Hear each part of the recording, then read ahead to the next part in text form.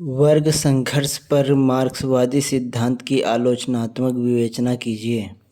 वर्ग संघर्ष पर मार्क्सवादी सिद्धांत की आलोचनात्मक विवेचना कीजिए। संघर्ष जानबूझकर किया गया वह प्रयत्न है जो किसी की इच्छा का विरोध करने, उसके आड़े आने या उसे दबाने के लिए किया जाता है। समाज में जब प्रतिस्पर्धा वैयक्तिक हो जाती है और प्रतियोगियों का ध्यान उद्देश्य से हटकर प्रतियोगी पर केंद्रित हो जाता है तो उसे संघर्ष कहते हैं। ग्रीन के अनुसार दूसरे की इच्छा का विरोध या बलपूर्वक सामना करने के जानबूझकर किए गए प्रयत्नों को संघर्ष कहते हैं। ग्लीन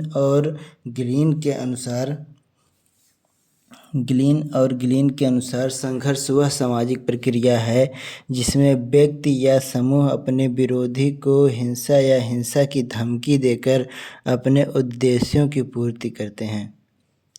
मैकाइवर तथा पेज के अनुसार सामाजिक संघर्ष में वे सभी क्रियाएं आती हैं जिनके द्वारा लोग किसी उद्देश्य को पाने के लिए दूसरे के विरुद्ध द्वंद्व करते हैं। तब उनके आचरण को संघर्ष कहा जाता है। संक्षेप में, संघर्ष सामाजिक अंतःक्रिया का वह स्वरूप है जिसमें व्यक्ति अपनी इच्छाओं की पूर्ति के लिए शक्ति का उपयोग करते हैं। यह संघर्ष न्याय के लिए, शक्ति, अधिकार तथा सत्ता के लिए, प्रगति और अस्तित्व की रक्षा के लिए तथा जीवन यापन और सुख सुविधाओं के लिए किया जाता है। यह उक्त लक्ष्यों की पूर्ति का एक माध्यम है। कार्ल मार्क्स का वर्ग संघर्ष सिद्धांत। कार्ल मार्क्स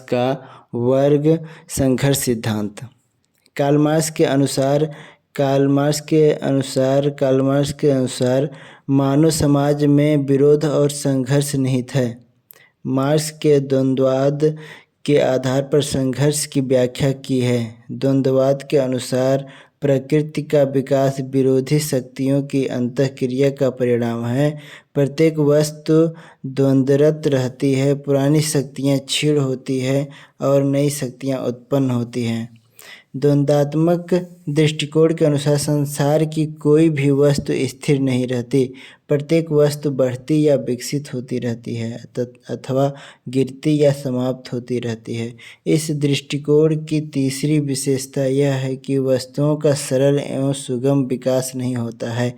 उदाहरणार्थ, पानी को गर्म करने पर वह बहुत समय तक पानी ही बना रहता है, भाप नहीं बनता, और यदि ठंडा किया जाए तो वह भी बहुत समय तक पानी ही बना रहता है, बर्फ नहीं बनता। लेकिन एक निश्चित स्तर पर परिवर्तन का यह क्रम समाप्त हो जाता है। मानव समाज में भी इसी प्रकार धीरे धीरे परिवर्तन होते रहते हैं, किंतु एक निश्चित स्तर के पश्चात परिवर्तन का यह क्रम टूट जाता है। पुरानी समाज व्यवस्था समाप्त हो जाती है, उसके स्थान पर एक नई व्यवस्था स्थापित हो जाती है। द्वंद्ववादी दृष्टिकोण से प्रत्येक वस्तु में कुछ गुण विकसित होते रहते हैं। एक गुण विकसित होने लगता है तो दूसरा गुण उसके विकास को रोकता है। अतः परस्पर विरोधी गुणों के मध्य संघर्ष होता है। इस संघर्ष के परिणाम स्वरूप सामाजिक परिवर्तन होता है। उदाहरणार्थ, प्रत्येक ऐतिहासिक युग में समाज विभिन्न वर्गों में विभाजित था। जब एक वर्ग का प्रभुत्व बढ़ा तो दूसरे वर्ग का प्रभुत्व कम हो गया। समानता में पूंजीवादी समाज के उदय के बाद सामंतवाद का प्रभुत्व समाप्त हो गया। इस प्रकार और पूंजीवाद समाज में जब मजदूर वर्ग का प्रभुत्व धीरे धीरे बढ़ता है तब पूंजीवाद का पतन आरंभ होता है। इस प्रकार द्वंद्वात्मक भौतिकवाद के अनुसार बाह्य जगत को प्रधान माना जाता है और उस विचार को गौण माना जाता है। उसकी उत्पत्ति बाह्य जगत के कारण होती है। भौतिक परिस्थितियों में बदलाव के विचार भी बदल जाते हैं। इसलिए इस दृष्टिकोण के अनुसार भौतिक जगत को सदैव परिवर्तनशील माना जाता है।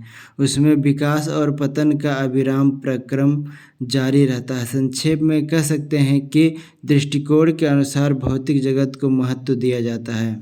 मार्क्स के अनुसार मानव समाज के विकास में मुख्य संचालक शक्ति विरोध या वर्गों का संघर्ष है। मनुष्य के समस्त विचार और सिद्धांत किसी विशेष देश और काल के सामाजिक संगठन के प्रतिबिंब मात्र हैं। संक्षेप में ये विचार या सिद्धांत वर्ग विचार अथवा किसी वर्ग विशेष के सिद्धांत होते हैं। मार्क्स के अनुसार ये विचार और सिद्धांत भौतिक परिस्थितियों से उत्पन्न होते हैं। भौतिक परिस्थितियों से तात्पर्य आर्थिक तत्वों से है, विशेषकर आर्थिक उत्पादन से। इस प्रकार मार्क्स ने जहाँ एक ओर इतिहास को वर्ग संघर्ष के रूप में देखा है, वहीं दूसरी ओर आर्थिक तत्व को इतिहास का आधारभूत वस्तु माना है। वे सभी वस्तुएं जिन्हें हम राजनीति, धर्म, सामाजिक तथा बौद्धिक जीवन कहते हैं, वे सब समाज की भौतिक परिस्थितियों की छाया मात्र हैं। भौतिक परिस्थितियां ही उन्हें उत्पन्न करने के प्रधान कारण हैं, अर्थात ये उत्पादन की प्रणालियों के तत्कालिक परिणाम हैं। उत्पादन की प्रणालियों द्वारा इनका निर्धारण होता है। उत्पादन की दशाएं ही राजनीतिक, बौद्धिक और सामाजिक जीवन के मूल आधार हैं। वर्ग संघर्ष इतिहास की भौतिक व्याख्या को स्वीकार कर मार्क्स ने इतिहास को वर्ग संघर्ष के रूप में देखा। वर्ग संघर्ष की विवेचना के दौरान उन आर्थिक परिस्थितियों को भी विश्लेषित किया है जो कि प्राचीन समाज के गृह उद्योग की अवस्था से लेकर वर्तमान युग के फैक्ट्री उद्योग तक हुए हैं।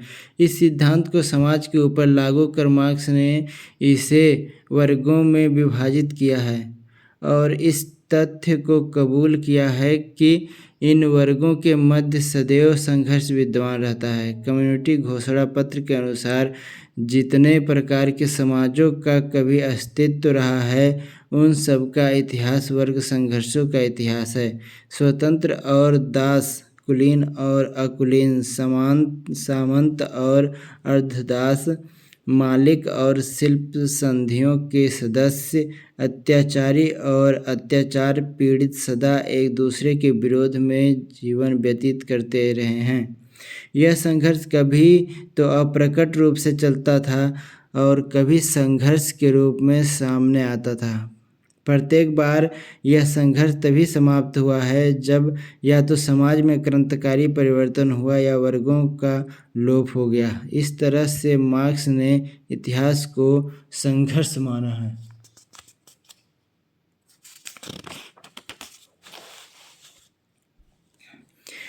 जिसका प्रधान कारण समाज की ऐसी उत्पादन व्यवस्था है जो समाज को विभिन्न वर्गों में विभाजित करती है।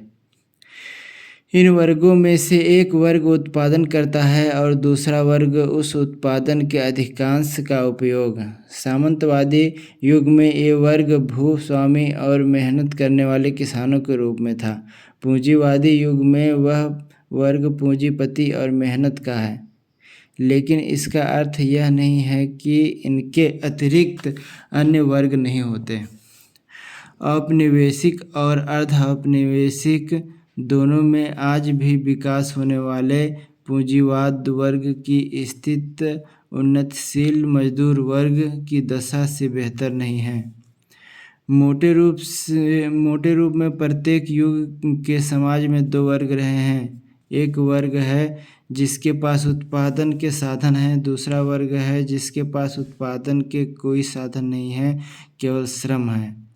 इस दोनों वर्गों के हित एक दूसरे से पूर्णतः पृथक हैं। दोनों वर्गों के मध्य निरंतर संघर्ष पाया जाता है।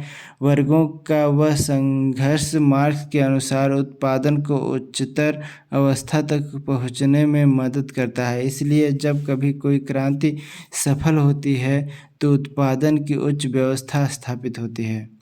मार्क्स के अनुसार मार्क्स के अनुसार क्रांति के पश्चात शक्ति का दूसरा वर्ग के हाथ में हस्तांतरण होता है। इसके परिणामस्वरूप उत्पादन की नई व्यवस्था स्थापित होती है। ये क्रांतियाँ वर्ग संघर्ष के विकास की चरम स्थिति होती है। इस प्रकार से मार्क्स इस निष्कर्ष पर पहुंचा कि उत्पादन से संबंधित विरोधी हितों के कारण ही वर्ग संघर्ष चलता है, जो आदिकाल से मानव समाज में अनेक रूप में चलता आया है।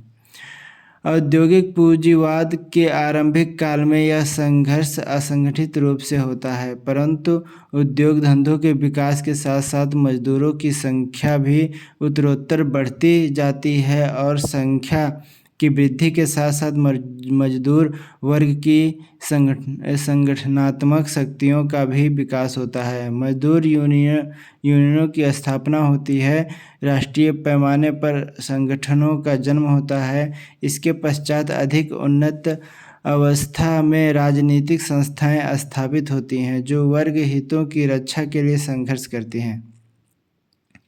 मजदूरों द्वारा ऐसी क्रांतियों को संगठित करने का उद्देश्य मार्क्स के अनुसार पूंजीवादी शासन को उलटकर समाजवाद की रचना करना है। उत्पादन की व्यवस्था को बदलने के बाद ही यह संघर्ष समाप्त होता है। मार्क्स के अनुसार उत्पादन की व्यवस्था के ऊपर आधिपत्य रखने वाला वर्ग सदैव सरकारी मशीन का अपने हितों की रक्षा के लिए उपयोग करता है। मौजूदा व्यवस्था के बदलाव चाहते वर्ग को दबाने में सदा से सरकारी मशीन का उपयोग किया गया है। इसलिए मार्क्स की दृष्टि से मौजूदा व्यवस्था को बदलने के लिए शक्ति का उपयोग करना अनिवार्य है। मार्क्स की दृष्टि से सरकारी मशीन को हटाए बिना उत्पादन की ऊंची व्यवस्था कायम नहीं हो सकती, लेकिन पुरानी व्यवस्था को हटा देना ही पर्याप्त नहीं है। मजदूर वर्ग के लिए यह भी आवश्यक है कि वह आंतरिक और बाहरी शक्तियों से वर्ग हितों की रक्षा के लिए अपनी सरकारी व्यवस्था स्थापित कर अपने लिए शक्ति का केंद्र यंत्र तैयार करे। इस प्रकार मार्क्स ने सर्वहारा वर्ग के अधिनायकत्व की बात कही है। सर्वहारा द्वारा स्थापित अधिनायकत्व मार्क्स की दृष्टि से पूर्ण जनवादी शासन है, क्योंकि सर्वहारा द्वारा चलाए गए आंदोलन बहुसंख्यकों के हैं। सर्वहारा का अधिनायक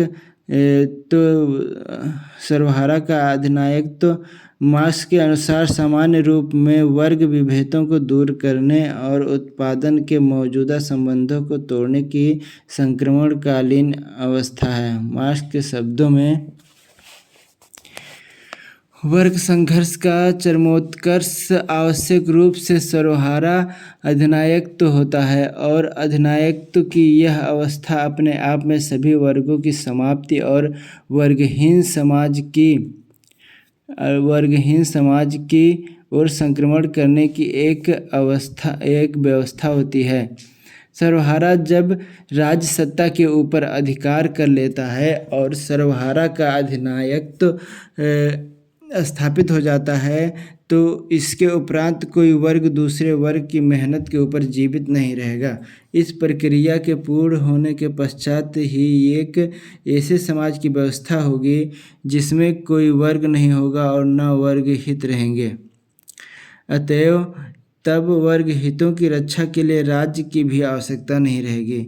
अतः राज्य मुरझाकर मिट जाएंगे और केंद्रीय मशीन के रूप में जो कुछ बचेगा वह केवल उत्पादन और वितरण की व्यवस्था के लिए होगा। सामाजिक विकास की इस स्थिति में एंजेल्स के शब्दों में व्यक्तियों के ऊपर शासन नहीं होगा, केवल उसके स्थान पर वस्तुओं की व्यवस्था और उत्पादन क्रिया का संचालन होगा।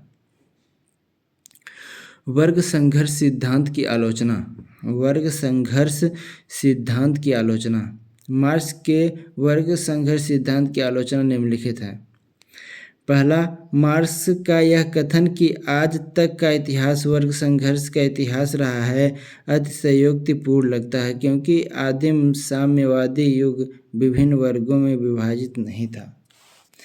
दूसरा, मार्क्स का यह कहना है कि वर्ग संघर्ष अपनी चरम सीमा पर पहुंच गया है और अब वर्ग विहीन समाज की स्थापना होगी। यह विश्वास ऐतिहासिक सत्य को प्रकट नहीं करता है। तीसरा, आलोचकों का कहना है कि वर्ग संघर्ष को इतिहास के निर्माण का आधार नहीं माना जा सकता, क्योंकि शक्ति, धर्म, पद आदि से प्रेरित घटनाएं भी इतिहास के निर्माण में सहायक हैं। चौथा, आलोचकों का यह भी कहना है कि समाज में केवल विरोधी वर्ग ही नहीं होते और न ही यह आवश्यक है कि विरोधी मान्यता रखने वाले वर्गों में संघर्ष हो ही। पांचवा है, मार्क्स ने वर्ग संघर्ष का आधार भौतिक एवं आर्थिक कारणों को माना है, जो कि पूर्णतः सत्य नहीं प्रतीत होता, क्योंकि वर्तमान समय में धर्म पर जाति राजनीति आदि के कारण भी मानव समाज में भयंकर संघर्ष देखने को मिलते हैं। छठा, मार्क्स का यह विचार भी ठीक प्रतीत नहीं होता कि प्रत्येक देश के श्रमिकों के हित सदैव समान होते हैं, जबकि प्रत्येक देश की भिन्न भिन्न परिस्थितियों के अनुसार उनके हित भी भिन्न भिन्न होते हैं। मार्क्स ने अपनी रचना में समाज के दो प्रधान वर्गों, पूंजीपति और सर्वहारा, का कोई स्पष्ट और सुनिश्चित लक्षण नहीं दिया है।